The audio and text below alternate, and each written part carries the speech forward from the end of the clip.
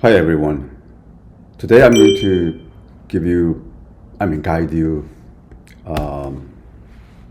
briefly how you can read the reference papers. Actually, in this module, I think I covered this about seven papers. They are all related with the secure software developments. Okay, so the first paper here, if you click this, then that comes up here. That is the earlier version of secure software development framework. Has been finalized in 2022. This paper first summarized here. It has, let me give you here, I point out something that you need to know while you are reading this paper. So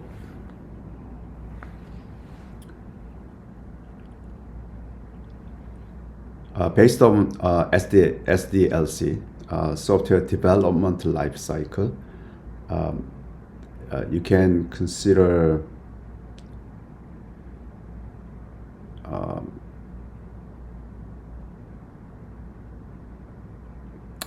organization and also software systems.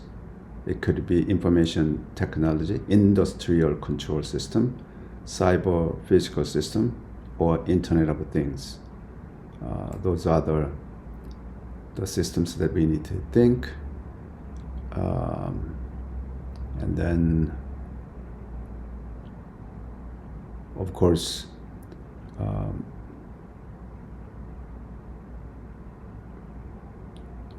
we have to see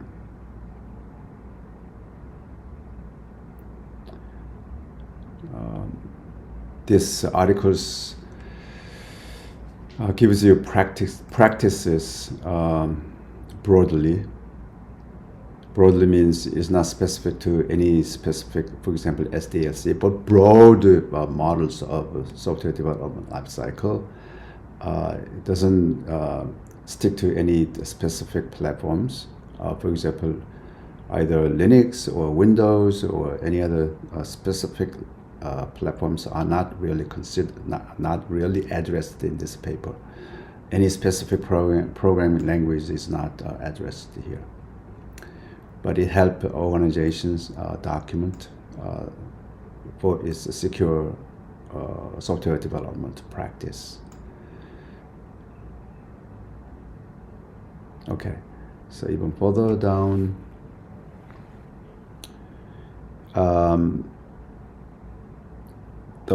the practices are organized into 4 groups.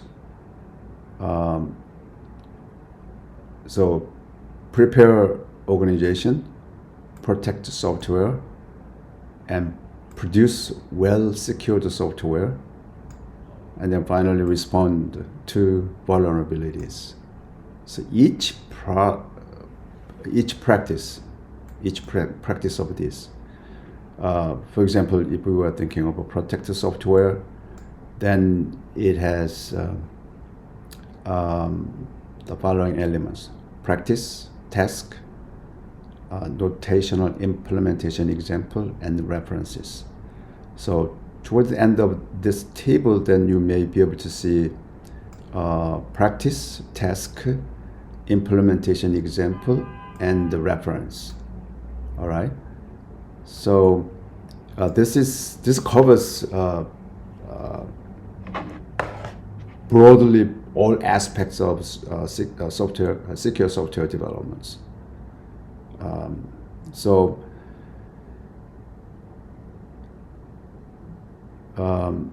If we are thinking of prepare the organization, then the organization needs to define secure requirement to software developments.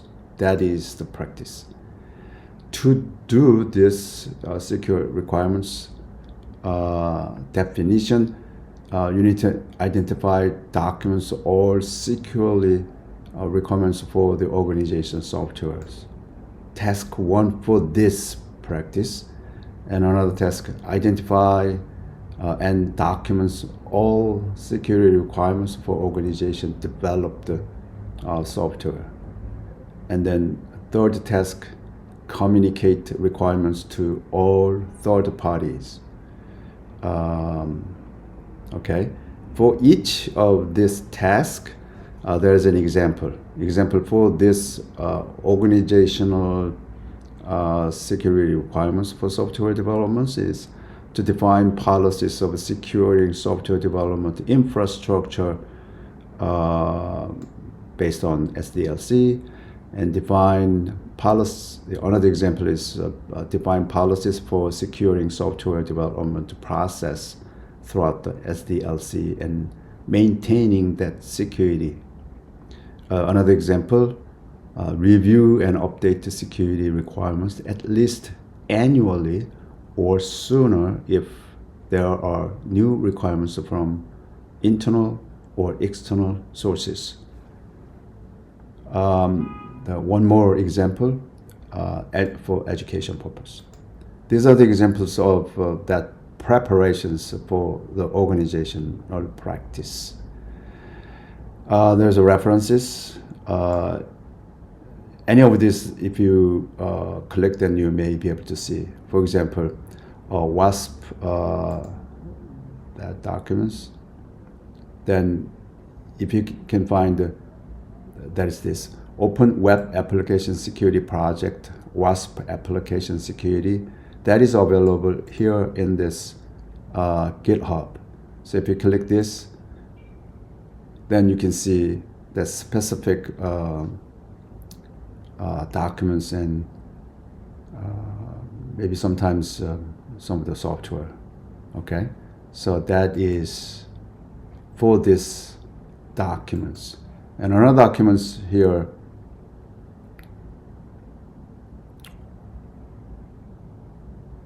I think this is the same as that one, right? Is this different? Or? Oh, this is different. Secure Software Development Framework.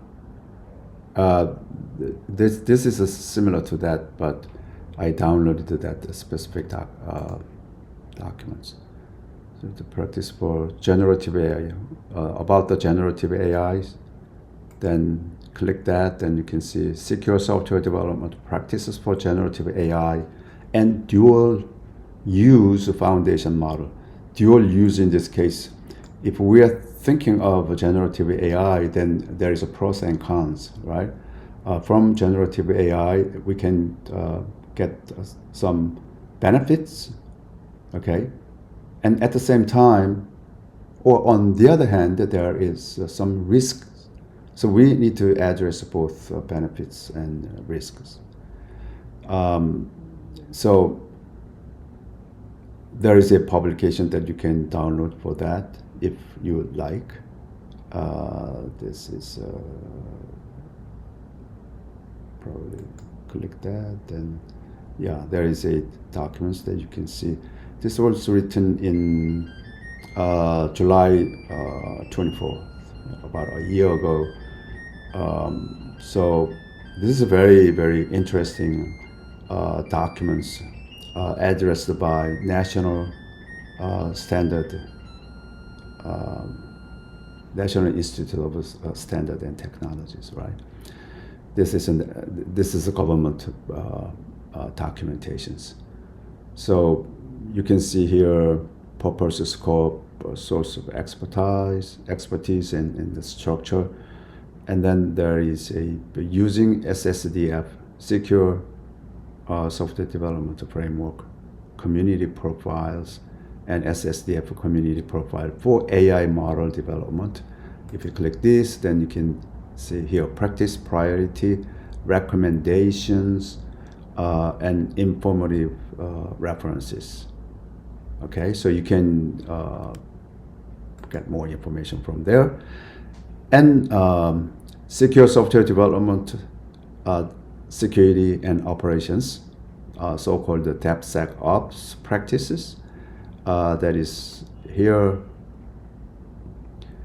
So you can see some of the, this is kind of a draft. But it is almost the final.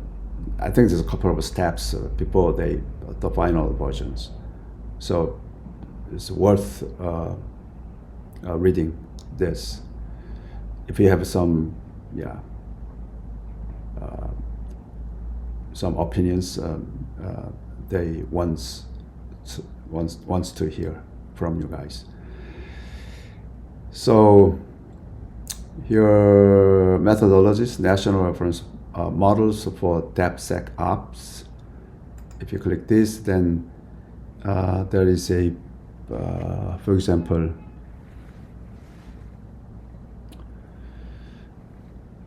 operations are continually done, and then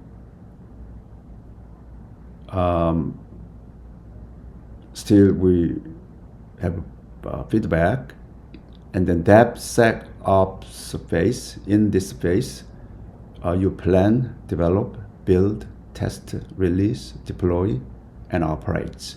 There's a whole life cycle of those. So you can read that further. And I summarized a little bit of those.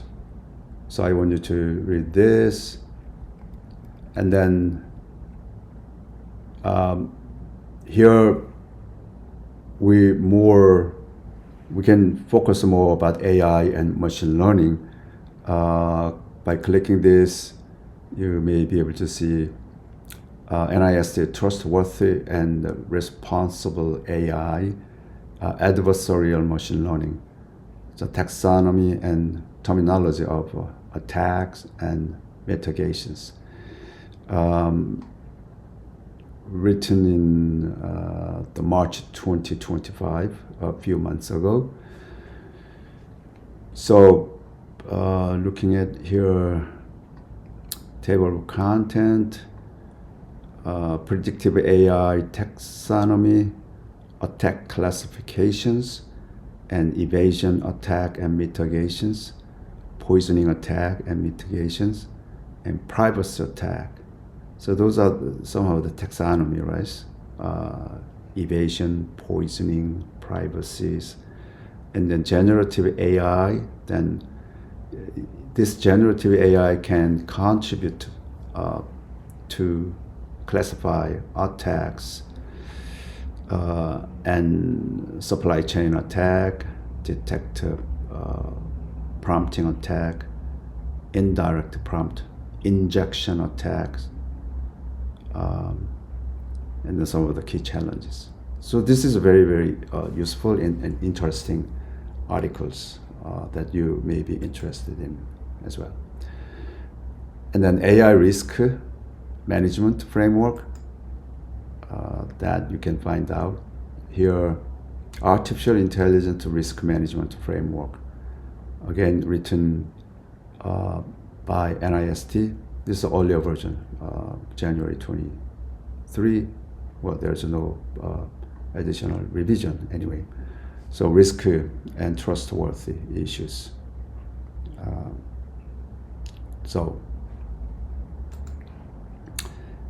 And then another one is here, supply chains. This is also very, very important issues, right? Software supply chains. Software evolves, right? While the current software is well being operated, then sooner or later there's another version of software, or maybe competitive software may be released. Therefore, how can you migrate to the new version or interoperate with the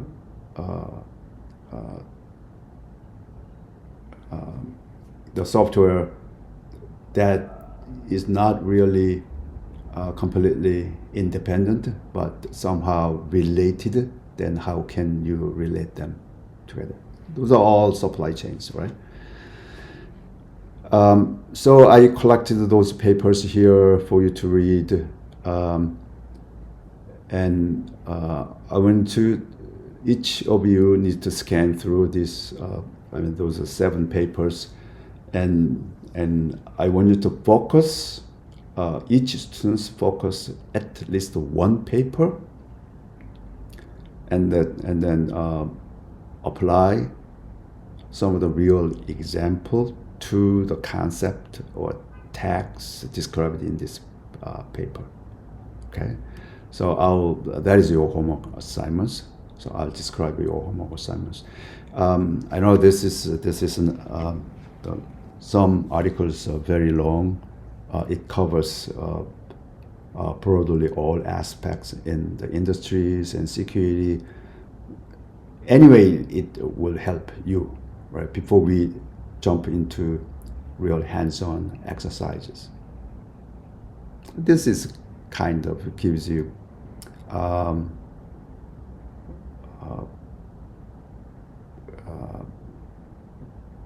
good